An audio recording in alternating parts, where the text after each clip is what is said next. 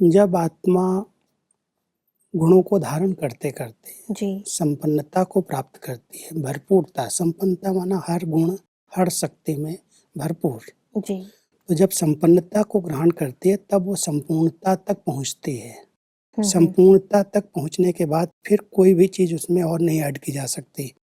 जैसे चंद्रमा जी अपनी कलाएं बढ़ते बढ़ते उसकी जब 16 कलाएं आती हैं, संपूर्ण कहते हैं पूर्णमासी, जी उसके बाद फिर उसकी गिरावट शुरू होती है, उसकी कलाएं कम होने लगती हैं। जी तो संपूर्णता के पहले वो संपन्नता आती है।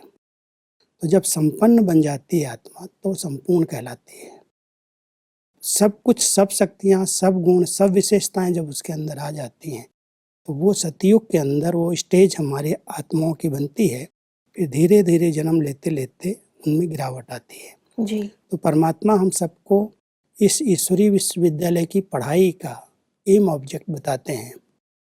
जो कोई हम ईश्वरीय विश्वविद्यालय के विद्यार्थी डिग्री लेना चाहते हैं पढ़ाई से, वो डिग्री ही है सर्वगुण संपन्न, 16 कला संपूर्ण, संपूर्ण निर्विकारी, मर्यादा पुरुषोत्तम। जी तो वो 16 कलाएं हमारे जीवन में आ जाएं, माना संपूर्णता को हम प्राप्त कर लें, जी उस पर परमात्मा हमारा ध्यान खिंचवाते हैं। जी वास्तव में जो कलाएं होती हैं जी उनका प्रदर्शन आजकल करने के लिए लोग, पहले ज़माने में कोई बहुत बैलेंस से कोई रस्सी पर चल के दिखाते थे, कोई बांस के ऊपर चल करके दिखाते थे सर्कस में अक्सर सर्कस के अंदर।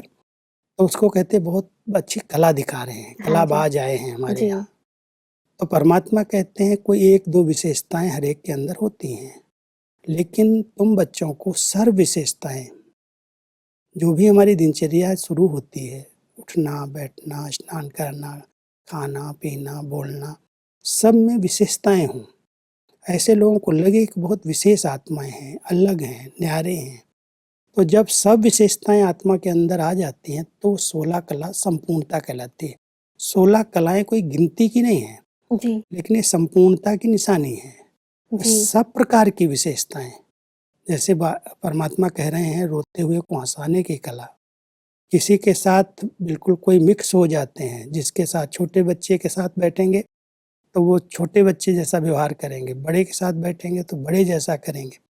ब्रह्मा बाबा की नेचर के अंदर, ब्रह्मा बाबा की नेचुरल लाइफ में हमने देखा, ब्रह्मा बाबा बच्चों के साथ बच्चे जैसे हो जाते, युवाओं के साथ युवाओं जैसे, बूढ़ी बूढ़ी माताएं आती थी तो बुजुर्ग जैसे।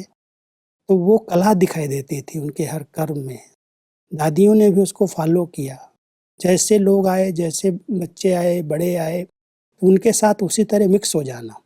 तो जैसे कला है, माना उनकी विशेषता है।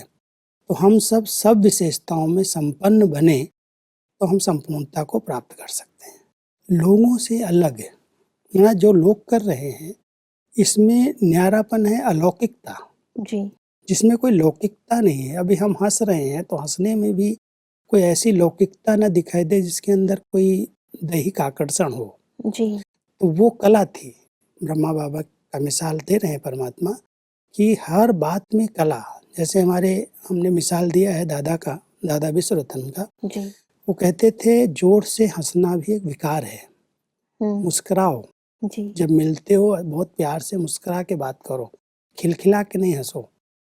तो वो जो एक कला थी उनकी प्रैक्टिकल, कभी भी जोर से हंसना नहीं, मुस्कुराना जरूर, प्यार से दृष्टि दे के बात करना। तो जैसे उनका चलना उठना बैठना, ब्रह्मा बाबा के बाद उन्होंने पूरा फॉलो किया बाबा को, जी और उनके हर कर्म में कलाएं दिखाई दी। तो परमात्मा हम सबसे यही चाहते हैं कि न्यारापन माना अलौकिकता, ऐसा नहीं अलग हैं सबसे, न्यारे हैं, अलौकिक हैं, जी और विशेषताएं उनके अंदर भरी हुई हैं। हर चीज, जैसे एक पत्र लिखने की भी कला थी बाबा की, हर बात का जवाब भी आ जाए और बहुत शार्ट और स्वीट हो, पढ़ने वाले को लगे कि बाबा ने हमारी बात को समझा और उसका ठीक जवाब दिया, जी लेकिन बहुत शार्ट में, बहुत विस्तार करके नहीं। तो कला के रूप में हर चीज ब्रह्मा बाबा ने प्रैक्टिकल करके दिखाई, और हम सबको फॉलो करके उनके समान बनना है।